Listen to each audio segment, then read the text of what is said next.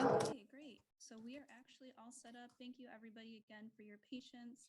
We do now have our interpreter on the presentation and they are available through the interpretation option. Just as a little bit of a reminder for myself and for our panelists that our Nuestra intérprete va a tener que un poco ir más rápido de lo que normalmente estamos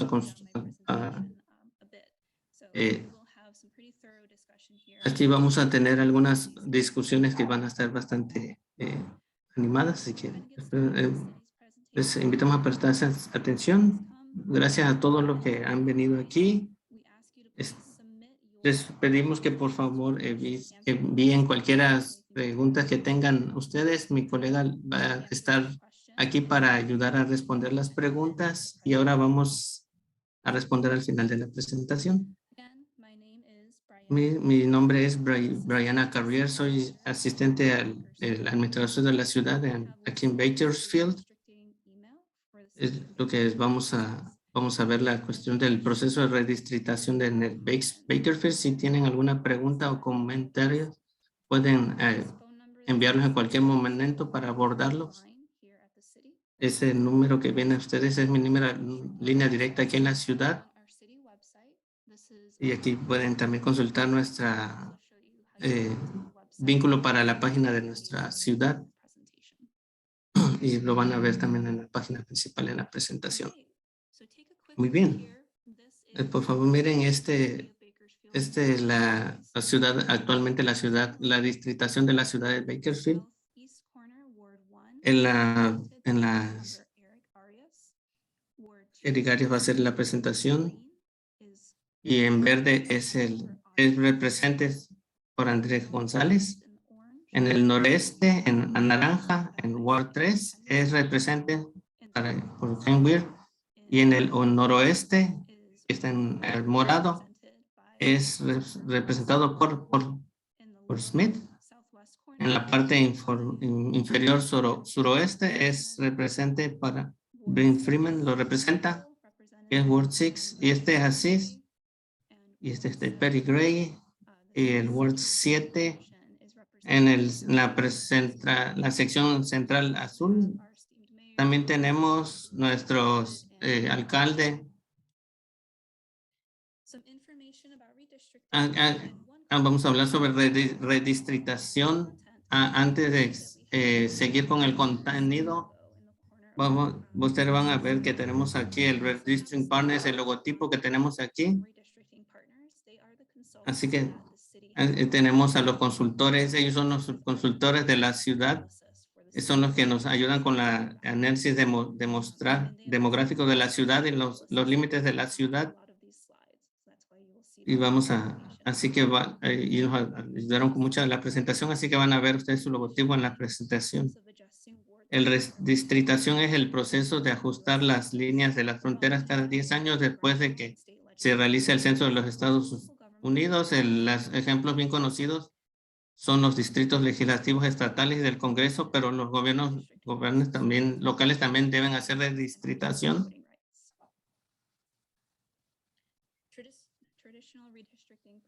Algunos principios de redistritación tradicional. Hay algunos principios que debemos tener y seguir nosotros para la redistritación.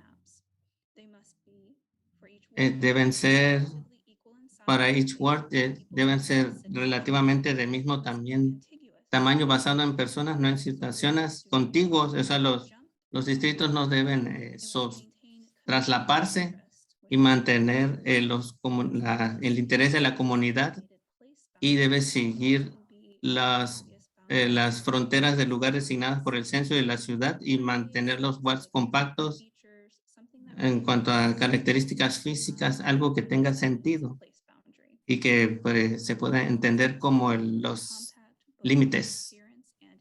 Y también tienen que ser compactos en cuanto a apariencia y función. No queremos estirar los límites. Las audiencias públicas para el Consejo debe mantener por lo menos 4 audiencias públicas, por lo menos una antes de que antes de que se delimiten un borrador del mapa con las fronteras propuestas, por lo menos 2 audiencias después de que el Consejo haga el borrador inicial de la redistritación. Y también lo pueden ver ustedes en la página del sitio de la ciudad. Así que la primera audiencia pública fue el 18 de agosto del año pasado durante una reunión del Consejo. Y después llevamos una en la que se hizo a modo de taller el 8 de diciembre del 2021 y una segunda audiencia pública tentativa. También la grabación de dicha reunión está en nuestro sitio web. Y luego después tenemos el taller que está dirigido por el personal y después vamos a tener una tercera reuniones públicas, audiencias públicas, y esas se van a llevar a cabo a las 6 de la tarde. Así que empieza. Si hay algún tema antes de la reunión y se inicia y vamos a tratar de terminar antes de las 6 p.m., antes de la audiencia pública. Y luego vamos a tener otra el 23 de febrero. Así que esta reunión del 23 de febrero va a ser muy importante porque vamos a escuchar los comentarios que tengan ustedes. Recuerden que es necesario beneficioso para todos poder tener sus comentarios antes de esa reunión. Esa se va a concentrar específicamente en la redistritación. Después de esa reunión viene la reunión del 16 de marzo, donde vamos a ver el borrador de los mapas y luego la última audiencia pública, que es el 6 de abril, pero el tiempo entre febrero y marzo, porque vamos a incorporar los comentarios que ustedes nos hagan. Ahora, siguiendo adelante, vamos bien. En cuanto a la participación en este proceso, el Consejo debe realizar todo esfuerzo por realizar lo siguiente: proporcionar información a las organizaciones de los medios, incluyendo a las comunidades minoritarias, proporcionar traducciones en Biblias en las audiencias o en los talleres, siempre que se pida la interpretación, publicar la fecha, la hora y la ubicación de la audiencia pública por lo menos 5 días antes de que ocurra, publicar los mapas, los borradores de los mapas antes de que se hagan los definitivas. Las comunidades de interés, las comunidades de interés son una oportunidad para que el público pueda hablar de las comunidades que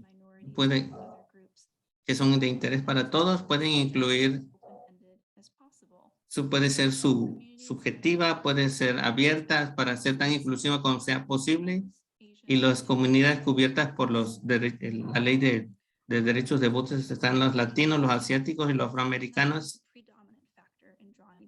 pero al establecer las distritación no puede ser la raza la principal criterio o el único criterio para la redistritación. Entonces, las comunidades de interés incluyen comunidades históricas,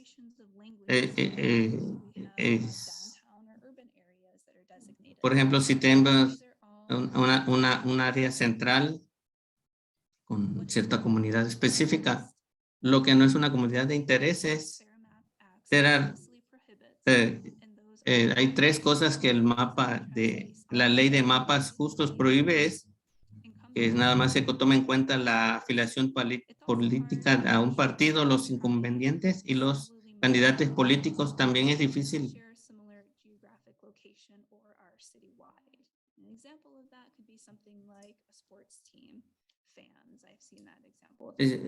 Por ejemplo, he visto algún ejemplo, por ejemplo, los Lakers, los fans de los Lakers no pueden ser como que el único criterio como para delimitar alguna zona distrital. Por ejemplo, es posible mapearla a la comunidad, se puede definir específicamente.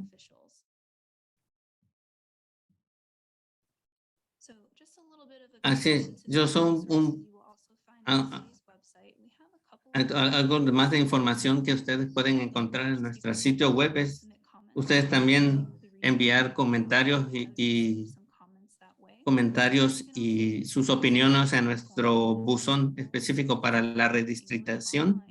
Y tenemos este formulario que está disponible en inglés y en español y lo tenemos en PDF. Que también tiene un código QR por si quieren también irse a verificarlo en línea. También algunos recursos tenemos, por ejemplo, los mapas propuestos que se pueden enviar. Esos mapas también lo pueden encontrar en el sitio de la ciudad. Esta es solo una captura de pantalla. La herramienta de mapeo de la comunidad. Esa es información del censo que han compilado nuestros trabajadores aquí y aquí incluye a las comunidades de interés. Bien, vamos a algunos de los mapas. El que ven ustedes aquí es el que son los wards existentes. Vean la diferencia entre el 2010 y el 2020. Pueden ver que la comunidad ha crecido en un 16.5%. Y hay un poco, y eso es 2 veces la tasa de crecimiento del estado de California. Así que mucha gente viene a...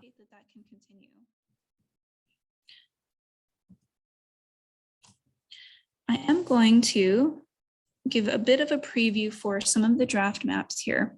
So draft map A, as provided by our consultant, is a minimum change map. It does have 2 Latino voting age population wards, minority-majority districts. Draft map B, it unifies the north and the east. It follows major... Y va a lo largo de carreteras principales, así que el criterio predominante para para esas zonas ha sido las carreteras. For draft map C, it's very similar to draft map B. However, the predominant factor that is leading where the boundaries are is the river and canal areas within the city. Y aquí el criterio para delimitarlos es el canal o el río. Aquí ese es el plan el mapa borrador, el plan A, que tiene líneas que se traslapan. Las áreas coloreadas de ustedes son las fronteras que existen actualmente. Y ustedes lo que ven aquí que aquí van a ver unas áreas que están sombreadas aquí, que son como, esta es una cuestión que estamos reconciliando, no impacta en la población seriamente, pero ustedes pueden ver esta área sombreada, que es parte de la ciudad y va a ser incluida en nuestros mapas. Así, regresando al plan de trazado A, algo de lo que van a ver aquí, de la sección 2, 3 y 4, eso va a ser, en la sección 4 va a enviárselo a la 3, y la sección 1 y 2 es una sección una parte de la sección 2 que se va a convertir en parte de la 1, y esto serían los nuevos límites. El plan B sería algo diferente, algo que ven que cambia. Recuerden que es solo un borrador, luego cuando los juntamos,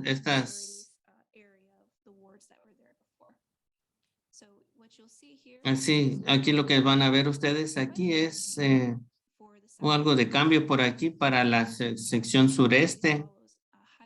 Claro, el mapa B propuesto Y sí, vamos a ver cuáles son los límites actuales. Pueden ver que algo de cambio aquí.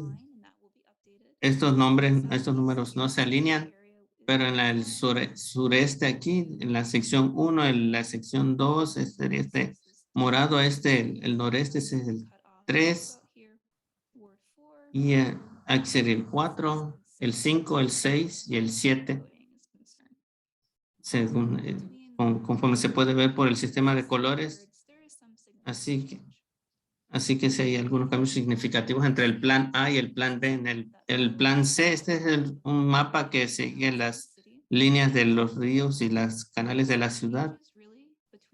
Son cambios muy pequeños entre el B y el C en realidad, pero esto también se va a alinear con la numeración de los wards actuales, y aquí van a ver un poco de cambio en el sur. Muy bien. Entonces, también tenemos mapas disponibles en nuestros sitios. Y si alguien lo quiere,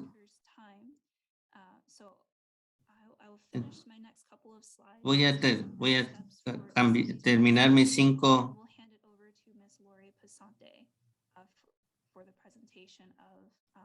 Después vamos a pasar con la señorita pasante para que ella continúe con la presentación de los mapas. El consejo puede usar estos mapas de varias maneras, por ejemplo, para identificar los planes preferidos comprendiendo que ninguno de estos son planes o planos finales, sugerir posibles cambios en cuanto, por ejemplo, hablar con los socios de redistribución, y ellos pueden suministrar ajustes a los bordes o límites. Y si pueden hablar y mencionar sus comentarios. Nosotros necesitaríamos, así que lo hemos sacado para que haya retroalimentación de parte del público. El público podría estar muy dispuesto a decirnos en dónde podríamos a lo mejor tener que las líneas están equivocadas. Una vez más, volviendo al calendario principal, si quieren seguir involucrados en este proceso, estas son las fechas muy importantes que pueden seguir de aquí en adelante. De hecho, todavía no voy a abrir la sesión de preguntas y respuestas todavía. Y ahora voy a nuestro siguiente expositor, y creo que ahorita va a compartir su pantalla en solo un minuto.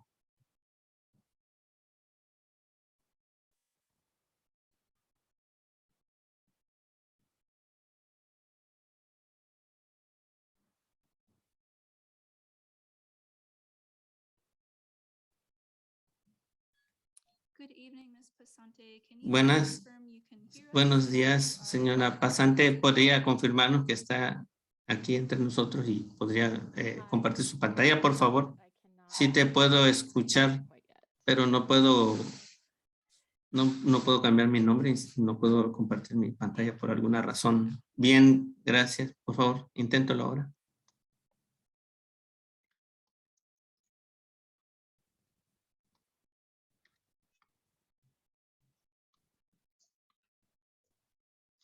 I can share my screen. Thank you so much.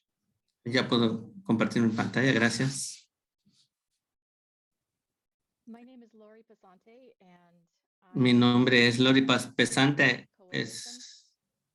Estoy representando la coalición de mapas equitativos del condado de Kern. Hemos estado trabajando en la redistribución durante el último año y medio. Y estamos haciendo esto a nivel de estatal. Sí, estaría muy agradecida de si me pudieran decir si estoy hablando demasiado rápido para el intérprete, porque es importante. Me gustaría mencionarles el razonamiento para el mapa que tenemos. Vamos a seguir adelante para escuchar cualquier retroalimentación que pudieran tener el público, los miembros del consejo. O pueden enviarme los correos a mí directamente para que podamos hacer ajustes a nuestras propuestas del mapa, para que podamos mejorarlo y para asegurarnos de que satisfaga a la comunidad. hemos estado involucrados en la redistribución y eso y consume bastante energía, tiempo y esfuerzo de parte de todas, porque la redistribución es una manera en que la comunidad puede tener una representación justa durante los siguientes 10 años, y aquí el punto es que todos puedan ser representados de manera justa. También y también trabajamos con la junta de directores. Llevamos a cabo encuestas de comunidades de interés, por ejemplo, los bancos de alimentación, las clínicas de vacunación, y les preguntamos a las comunidades. Así que para que las personas puedan aprender sobre los mapas.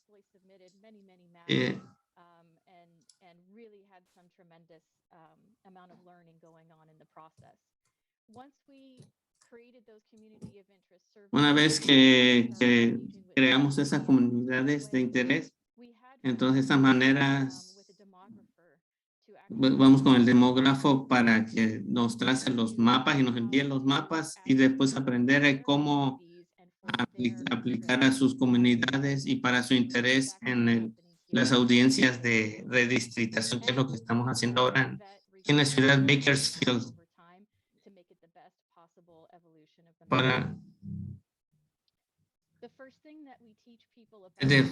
Lo primero que le enseñamos a las personas sobre redistritación es que hay algunas reglas que tienen que seguir. Por ejemplo, la número 1, si realmente es la 1, y queremos asegurarnos de que en la medida de lo posible la población sea igual, que haya poca desviación, y recomendamos que sea lo más cercana a cero como sea posible. Y también nos preocupamos mucho porque se respete estrictamente las leyes de derechos de votación.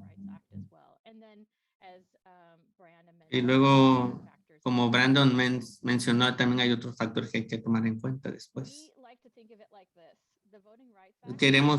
Pensamos las cosas así, que primero la ley de los derechos para votar, y luego los distritos, y luego cómo se ve, cómo impacta esto en la ciudad de Bakersfield. Como se mencionaba anteriormente, hemos visto bastante crecimiento en la población latina, y en cuanto a la propuesta, hemos visto algún cambio demográfico en una manera que realmente es importante en el proceso de redistritación. Así que estamos prestando mucha atención a la manera en que la ley de los derechos de votación se están aplicando. Ahora, que tenga una representación de la población latino, porque ellos son los que tienen la población, que es casi el 50% en ciento ward. En otra persona, es decir, personas que tienen más de 18 años y que sean ciudadanos. Entonces, así que cuando ven el término CBAP, estamos hablando de personas que son elegibles para votar, tienes a más de 18 años y son ciudadanos americanos, porque debido a que han alcanzado ciertas cantidad en la ciudad de Bakersfield, tienen que encargarse la ciudad de Bakersfield de que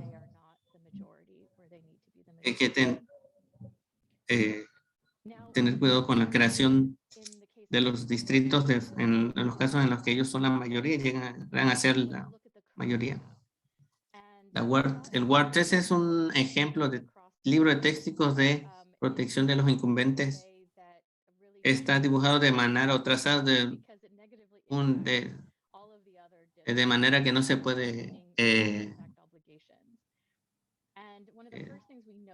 Una de las primeras cosas que notamos es que pueden ustedes ver aquí la flecha que apunta a donde está en la forma en el noroeste. está conectado con el, este es literalmente la, eh, un traslape de 112 pies. Y eso es todo lo que conoce el Ward 3. Y sabíamos que es probablemente algo que necesitamos corregir. Y ustedes pueden ver, hicimos un mayor análisis y ustedes pueden ver esos ceros que aquí que están en marrón. Eso que quiere decir que 0 personas viven ahí. Así que no solamente es que está ligeramente conectado, pero nos preocupa a nosotras que los demás espacios están por debajo del libre, no está realmente muy poblado, no tiene población en todo, en absoluta. Entonces, esa es la razón por la que se extiende tanto hacia el este y hasta el oeste. Entonces, después de un análisis de clústeres, y nos hizo ver la manera en que analizamos los mapas actualmente. También nos preocupa el hecho de que no, que nos aseguramos de que nada más, que no protegiera ciertos grupos de clase, o sea, que no sea nada más que favorezca a las poblaciones latinas o afroamericanas o nativoamericanas.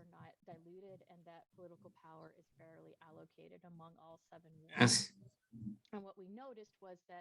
Y lo que notamos fue que la sección noroeste tenía cifras de población que estaban votando.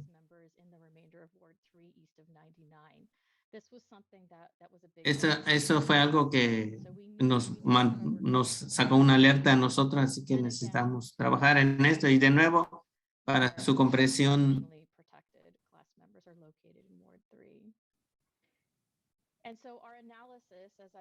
nuestros análisis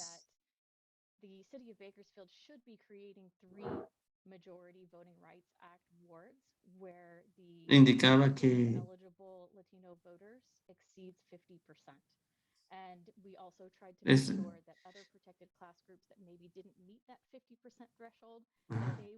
en el donde a Latino Voting Rights Act district so that they can vote in coalition groups. We wanted to make sure as well that our Asian communities and our Black communities had the ability to select candidates of choice in the city of Bakersfield. This is the Equitable Map Coalition map. We made decisions based on our analysis of the current wards, feedback from community, and demographic analysis. What you're seeing here is a map that identifies where our Black residents tend to live in the city of Bakersfield, especially in high percentages. The larger the triangle, the higher the percentage of those community members in that area. We wanted to make sure that they were not split into, that they were kept whole as much as humanly possible.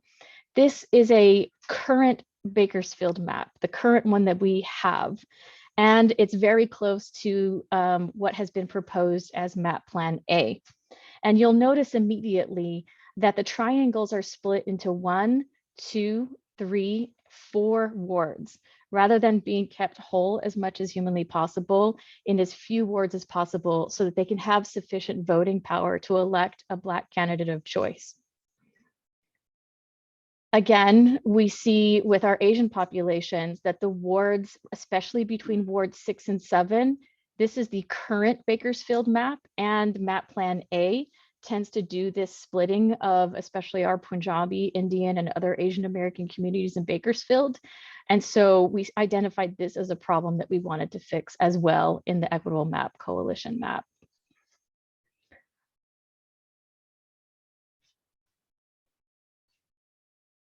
This is the equal population component that I discussed earlier.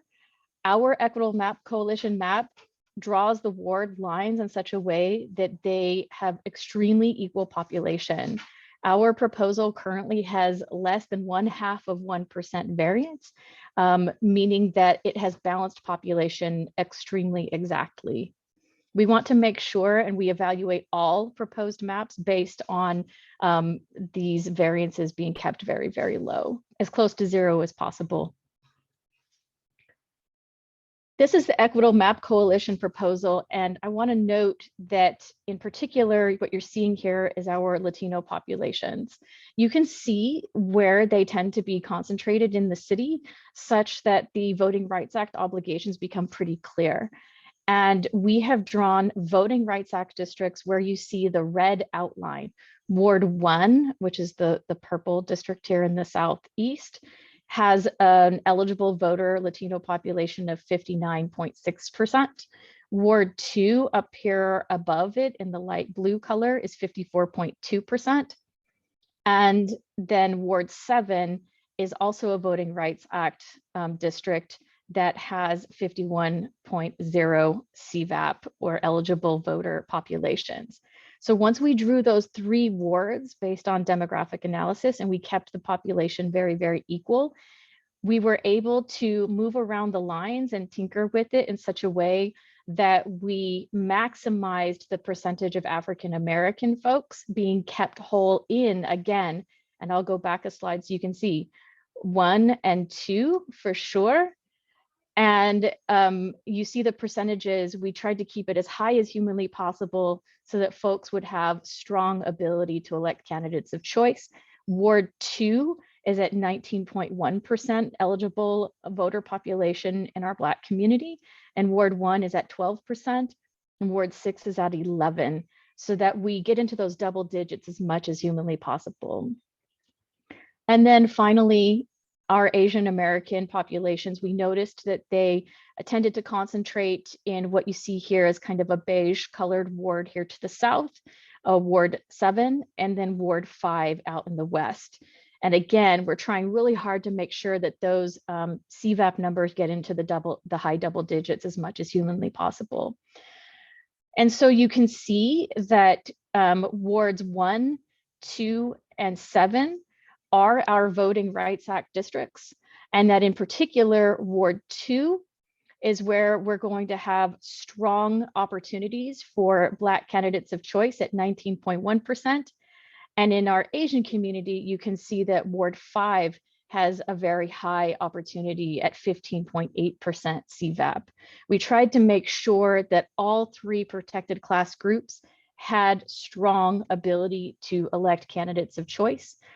It is high time that the city of Bakersfield has an Asian American council member, and that it be able to continue its long distinguished tradition of having a Black council member as well. So to summarize, all of the proposed maps that have been submitted by other groups and the other map plans A, B, and C, they draw only 2 Voting Rights Act districts where the Latino CVAP is above 50%, whereas the Equitable Map Coalition map is the only map currently being considered that draws 3, which is what we believe the city of Bakersfield is required to do by the Voting Rights Act. I'm going to put a link in the chat, 2 links in the chat to be clear. One is to our interactive map. And you can see here a screenshot of what you will see when you click on our interactive web map. You can plug in your address into the field up above, and you can click on layers to see where you are in the current ward, where you would be under our proposal. And you can look up all those same constitutionally protected class layers as well, so that you can really get a sense of why we drew the lines the way we drew them.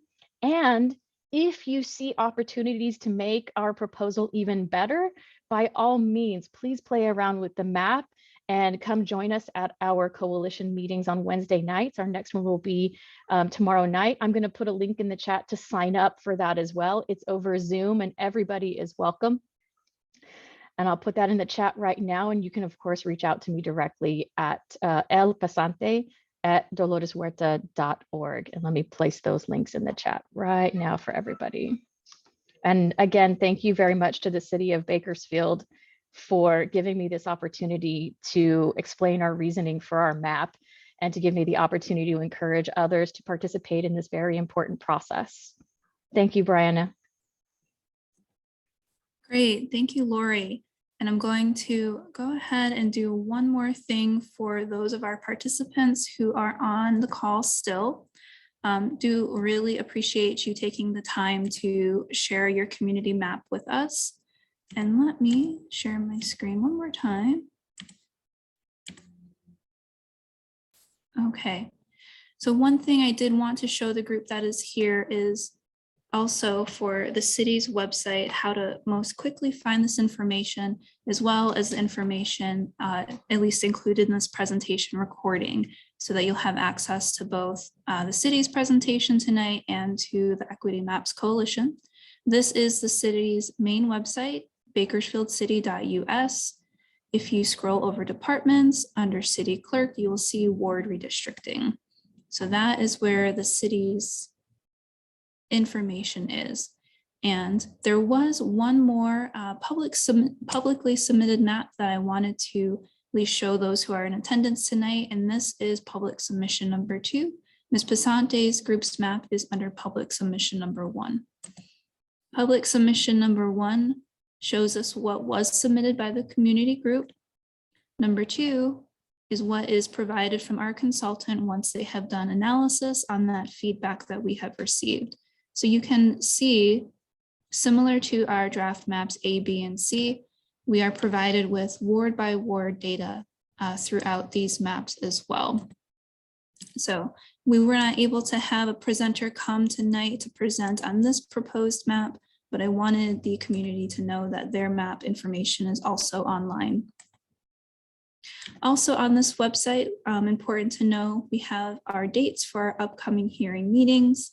We also have recordings and agendas for past meetings, similar to what will be put on the website for tonight.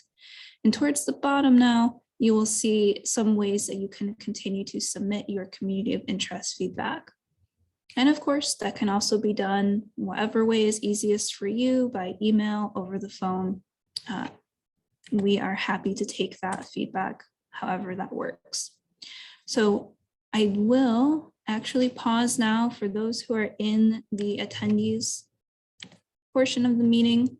If you have any questions, or if you would like to make a comment verbally, we can unmute you for that. So just give us a moment while we review any questions.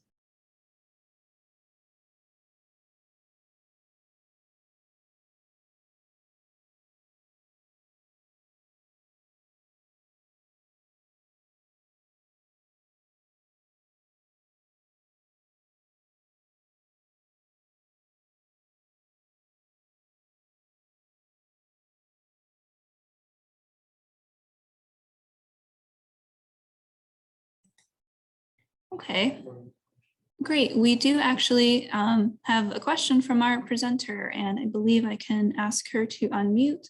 Lori, when you are ready.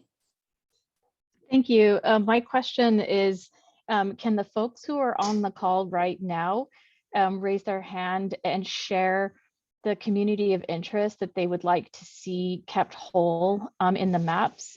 Because I noticed that your map plans include a lot of references to keeping Cal State Bakersfield communities whole, but I haven't seen any input from people in the community asking for that. And I guess I just wonder if folks on the call right now might be able to give you input to share with the council members about which communities they want to see kept whole on the maps.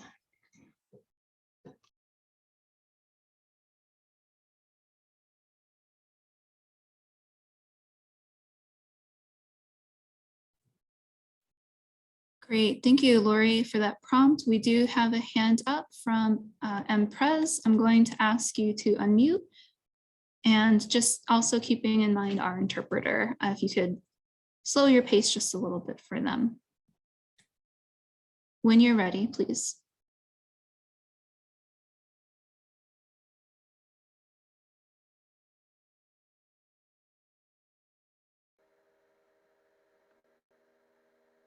Yes, good evening.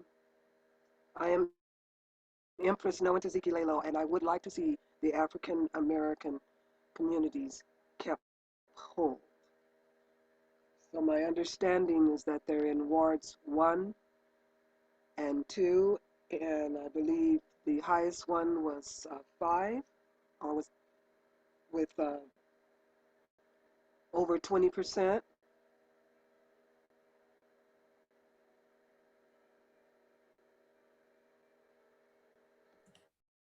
Great, Empress, thank you. And I'm going to actually ask our consultant who is on the call. Our consultant is actually the one who is helping us draft the maps. Sophia, is there any kind of feedback or prompts you can give to our attendees for what kind of feedback is most helpful when you are considering drawing those maps? Yeah, absolutely. I think, Brianna, if we could go to that slide in your presentation that has those 3 questions of prompts. Yeah, great. So these are some questions here, and I want to thank Lori and everyone who's here with us this evening for your time. This is an iterative process, and so we're always looking for ways to improve all of the plans that have been presented to you and that the board will discuss. But in terms of communities of interest, we will also want to acknowledge that it is a term that only comes around once a decade, but at its core is a place in redistricting, excuse me, that really allows the community voice to be elevated.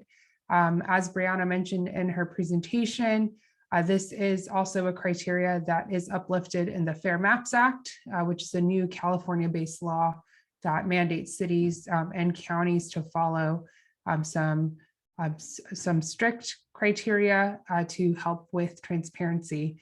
But in terms of communities of interest and sort of thinking through what is best for redistricting, these are 3 questions here that are just a starter. And that first one is to kind of think through what are the shared culture, characteristics, or bond that bound your community. And we have this one here because we have that traditional redistricting criteria that we have to follow. And unless legal counsel come forward and says that we have to draw specific VRA districts, we can't use race as the predominant factor in drawing a district. And so thinking through this, there's additional ways that we can think about race. We can think about where a particular group gathers, if there is a cultural festival, if there are languages spoken at home, if there are specific parks, if there are specific movements or work that a group works together. This is a really wonderful space to elaborate on that piece of race. And again, we can't use race as a predominant factor unless legal counsel comes forward and directs to draw a specific number of VRA districts. The second point to look at and consider is the community geographic in nature? In other words, can it be mapped? And I think Lori's presentation gave a wonderful way to illustrate mapping communities. We saw that there were hotspots, and so that I think was just a really wonderful example of that. However, for communities of interest, you do not need any sort of census data or any city data.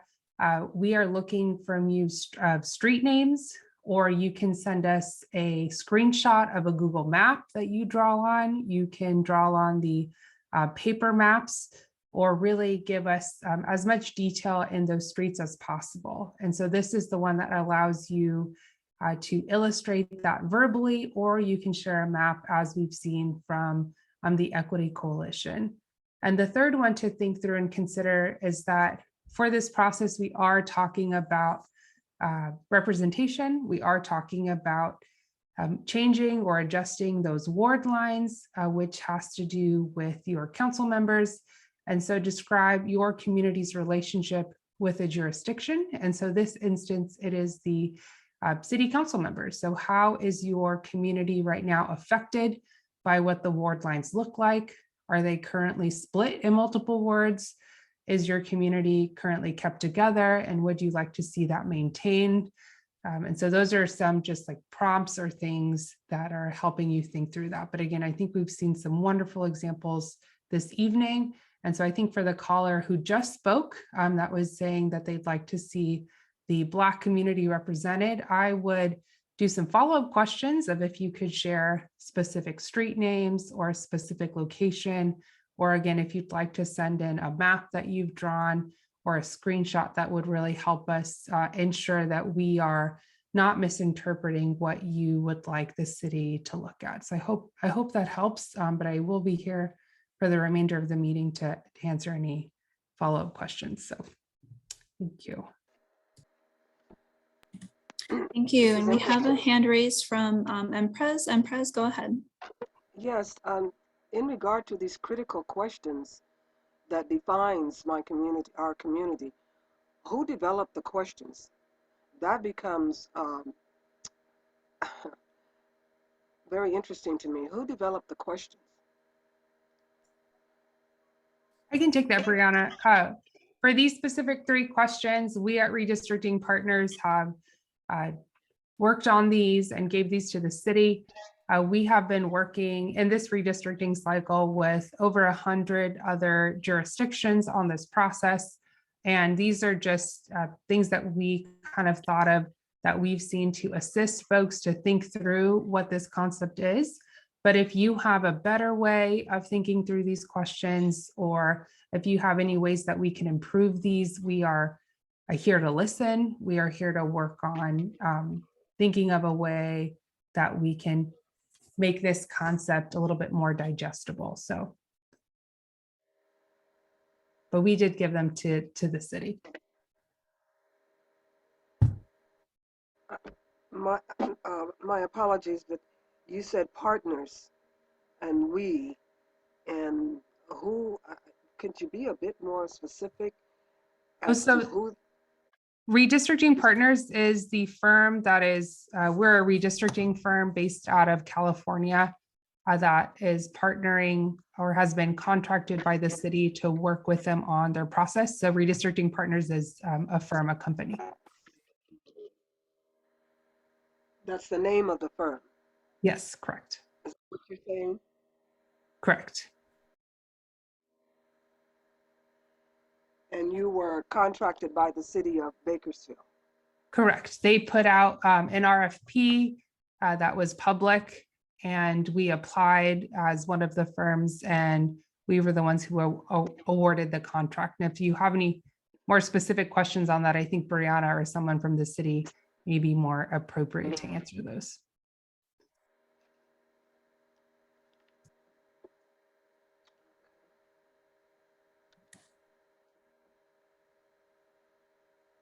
Yep, and if there is not any additional follow-up on our consultant question, apologies.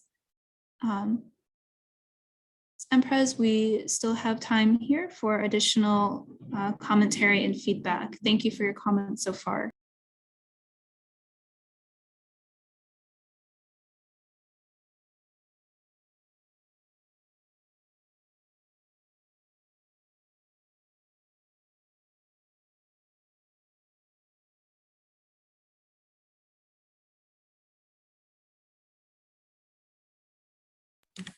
I guess another question I will pose to our attendees, if it's helpful or not, is really, we have a timeline that we're working with to adopt our maps going forward. We will have the public hearing next week, where the council members will get another update, and that will include all of the maps received so far. I will be giving that presentation as well. And there is time to submit suggestions on those maps. I'm really just kind of looking for, of the resources that we have provided so far, which of them are the most helpful. Myself personally, as an employee here coordinating this process, I have had some community groups ask me to present to their group, and I'm happy to do that, happy to present a similar presentation as here tonight. So that is an open invitation, my schedule allowing, of course, but this is a priority. So if you have other groups that would be interested in receiving a direct presentation, that is an opportunity as well.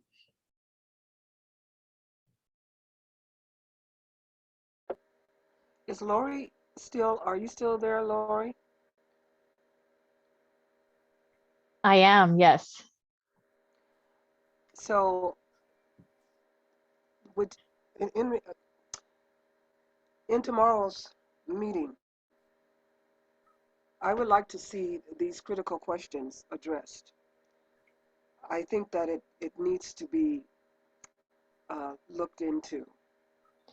Absolutely. And I took a screenshot of these questions for exactly that purpose so that we can break it down and really connect it to what it means in terms of how people want to advocate for their community in this process. So yeah, I'm with you.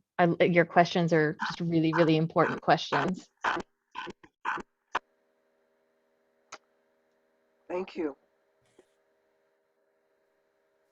Great, and great to see the dialogue as well. One other thing that I would offer when thinking about communities of interest is, are there other districts or other types of unification that these wards potentially want to be kept together? I do kind of like this bullet point because I think that there are some communities here that potentially the city could have currently. So these are just examples. They don't have to be specifically these things. I can't really speak to too many that we have received that come from this list, but just another way to help think of some additional communities that could be represented together.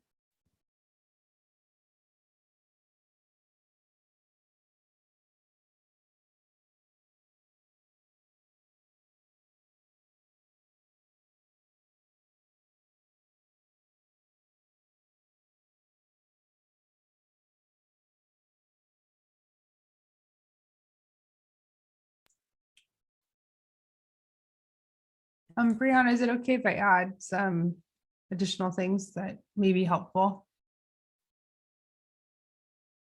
Yes, please. Okay. I think too, in terms of the process and moving forward, the council does currently have 5 maps that they have in front of them to elevate or to amend.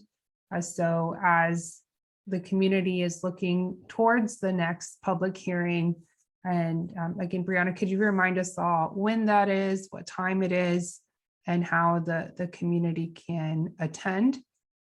So wonderful. So we have here, the next meeting is on February 23rd at 6 p.m. And are they able to attend virtually? Is it a hybrid meeting or do they have to attend in person? Yes, the city council meetings, you have to attend in person for those ones. Okay, so if when you attend in person, something that may be helpful to come forward with is whether you would like to see a map uplifted, whether you'd want to see a certain map supported, or if you'd like the council to ask for any amendments to any plans. These are draft plans. They are not, none of them are the final maps. And again, all 5 of the plans are currently ones that the board can look to move forward. So that may, in addition to hearing community of interest testimony, it may help the board hear which of the maps the community is in support of, or if they would like to see a new map being drafted. So this, that's additional context that may be helpful for the next hearing. Thank you, Sophia, for that prompt as well. And if somebody is not able to attend the public hearings in person, we do also include any comments received by email, by phone if necessary, and we include that in the agenda packet for the city council meeting. So we do have an internal deadline to give staff time to prepare those comments. Any comments that are received after our agenda is printed and put out to the public have to be inserted in a blue memo. It's a kind of an internal staff thing, but we aim to have those in by 1 o'clock on the afternoon of a city council meeting. And that allows staff time before they have to prepare for another meeting, which starts at 3:30. Your comments, even if they come in after that 1 o'clock internal timeline that we have, they are still included, they are still considered. We do share them with the city council members. We do share them with our consultant as well. And I have a hand up again. Go ahead, Ms. Empress, when you are ready. Could you repeat, please? You said there were four public hearings. Could you please repeat again the breakdown?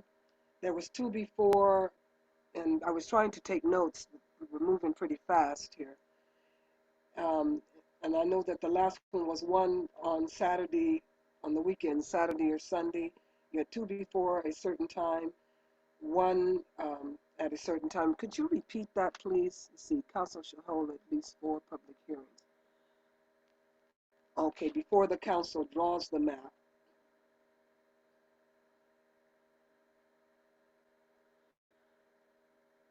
And after, so you're saying 2 after? Yeah, so the way it's written in the Fair Maps Act and added to election code was we must have at least 4 public hearings, at least 1 before council draws a map at all. So we held our first public hearing in August of last year before we had any draft maps. And then at least 2 after we draw draft maps. So our first hearing that we had after a draft map was in January, and we will have 3 more following that. And then at least 1 of those 4 should be held on either a Saturday, a Sunday, or on a weekday after 6 p.m. So, okay. Yep, and the remainder of the public hearings will also be heard at 6 p.m.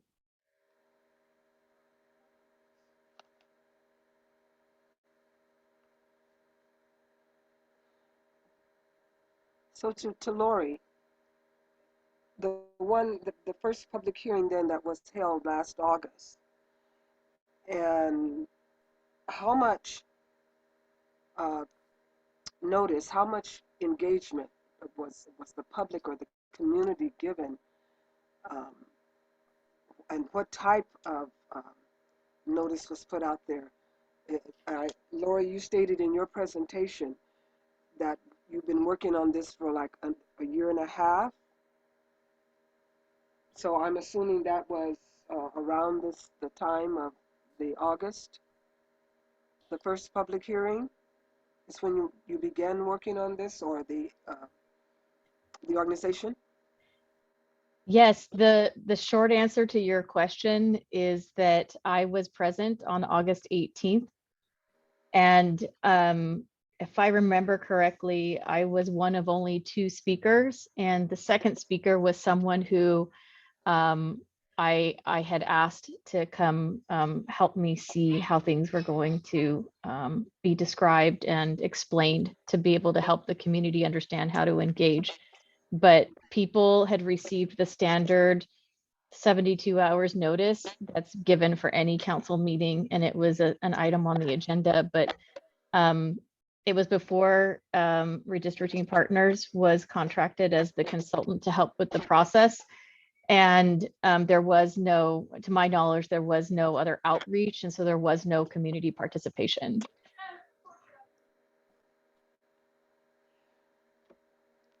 And the timeline for getting these maps finalized, could we get that date again? Hi there, this is Brianna. So the council timeline that I have in front of you is the remainder of our timeline that we have.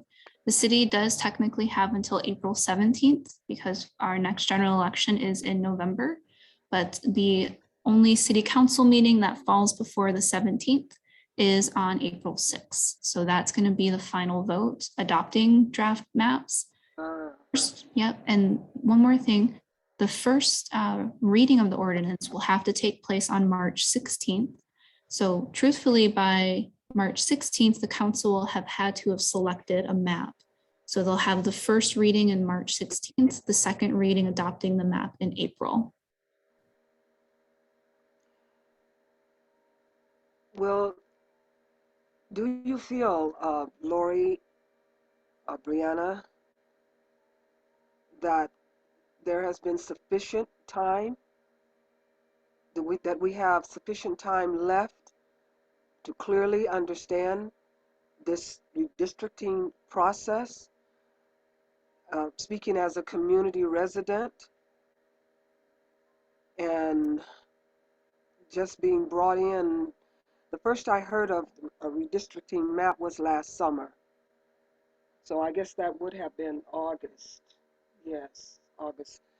At one of our TCC meetings, I was given a map. There wasn't much said. It was just, put out there. So it wasn't something that was taken seriously, that should have been taken seriously. I mean, I kept the map, and it was something that I filed in my psyche here, and yet something was amiss. There's still a disconnect here. So I'm just wondering, with the time that we have left, are we being given, is that enough time for us to really understand this process and to get the equal redrawing of the lines? I'm really feeling concerned at this point.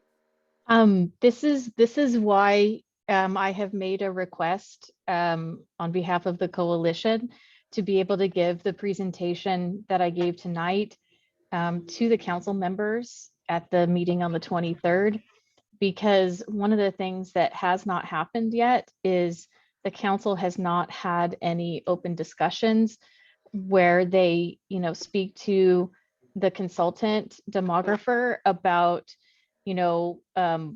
questions they have about the maps, requests for adjustments to be made to lines, requests for certain standards to be met. For example, in Visalia and in Tulare County Board of Supervisors, certain supervisors and council members would say to the demographer consultant, can you come back with a map that draws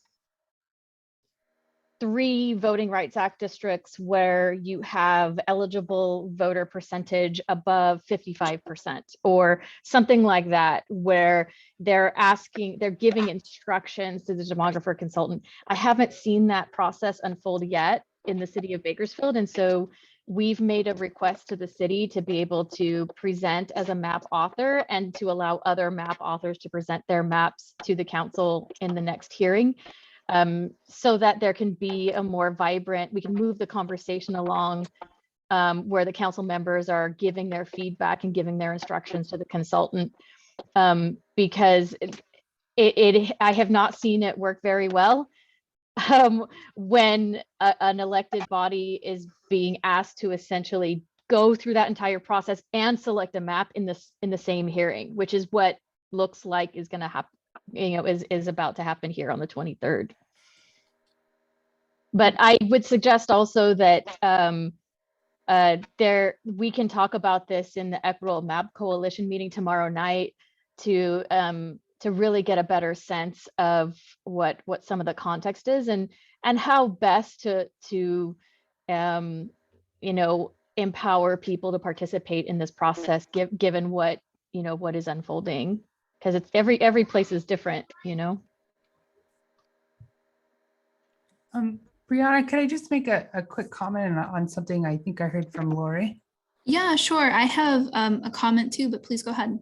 Okay, I think I just want to mention that under the Fair Maps Act, if there have been any amendment to a plan that's a substantial amendment, the council will not be allowed to vote on that plan that evening. They can only vote on a final plan that has been made available to the public 7 days prior. So if we were asked to do any live line drawing by the council, which is something we are able to do, we would have to then post that map, and the council would have to have another meeting in order to vote on that. So just want to make that clear to the community. So they can't make an amendment to a map and vote on it the same day. That's not allowable this time under the Fair Maps Act. So I do have that on our timeline, at least for staff to think about as well, since the meeting for their final vote would fall on April 6th. 7 days before that would be March 30th. So by then, in between February 23rd and 30th, there would have to be the map edited, were there any edits, and out to the public for 7 days notice before. And actually, I'm so sorry, I'm looking at the wrong meeting day at my calendar. It would be before the March 16th date. So 16th, 7 days before is March 9th. So in between, I apologize, in between the 23rd, which is next week, and March 9th, we would have to have any final edits in before City Council could make a first reading of the ordinance on March 16th. And then there might be a question on that. I just wanted to quickly comment for our attendee as well.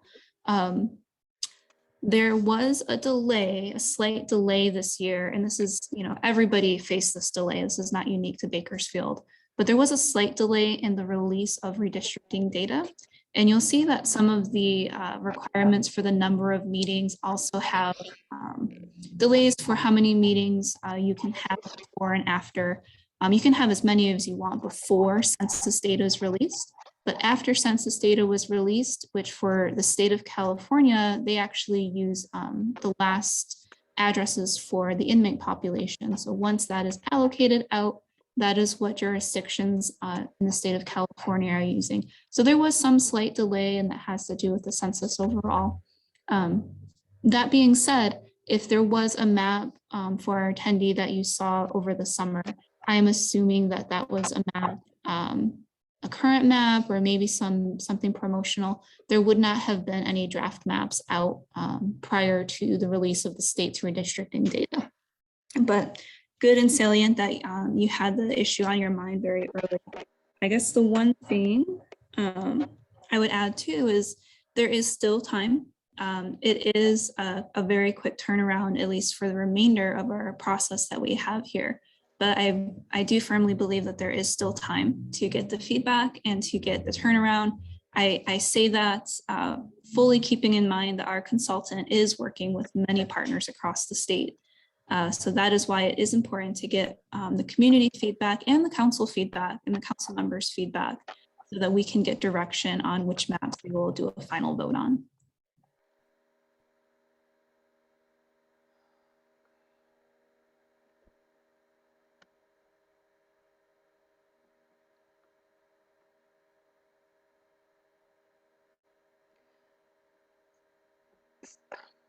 So is the April 6th date is in regard to what the statements that have just been made?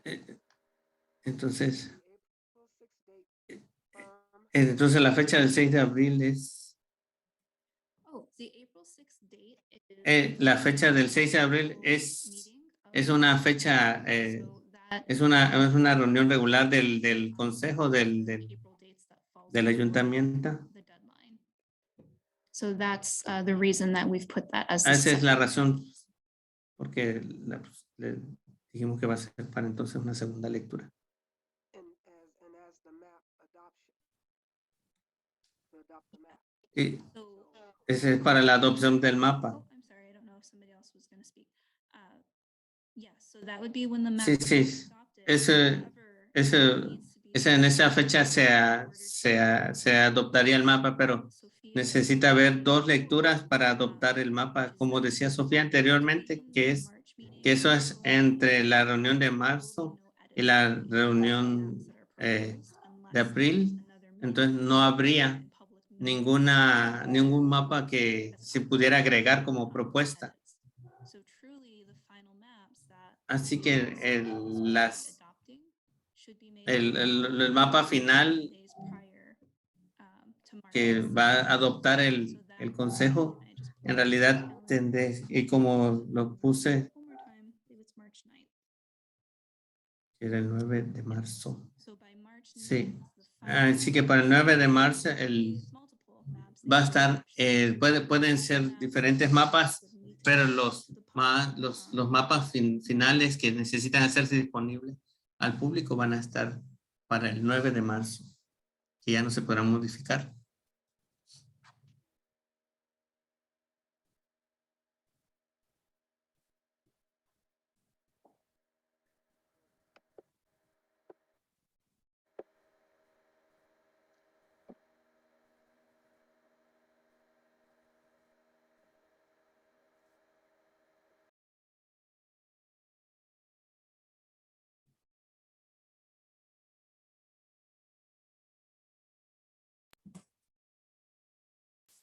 Okay, well, I'm going to. Muy bien.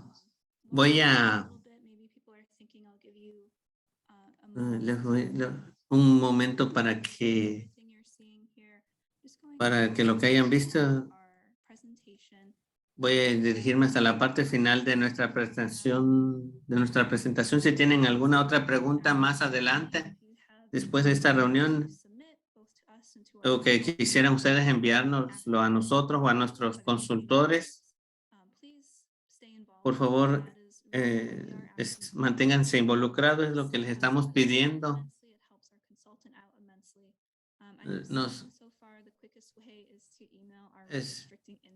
Lo que he visto nosotros, la forma más rápida de recibir sus comentarios es enviar un correo electrónico a redistricting@bakersfieldcity.us. También también pueden solicitar hacer una presentación o una reunión y nos estamos en la mejor disposición de hacer la presentación a su grupo.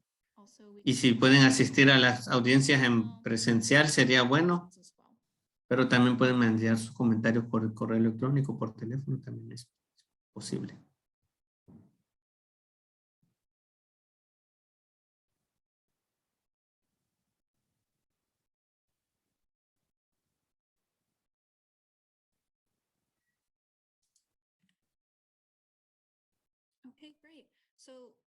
Muy bien, vamos para subir que fueron. Así que según, como decía mi maestro de la primaria, después de 8 segundos si nadie habla, quiere decir que ya no van a decir nada más. Gracias a todos los a nuestros panelistas, a todos los que asistieron. Once we get the edit or once we get de Bakersfield, una vez que tengamos el video, queremos, y gracias a todos, a nuestro intérprete y a nuestro presentador, gracias. Contáctenos en cualquier momento con sus preguntas. Estamos a su servicio y buenas noches a todos y gracias por estar aquí.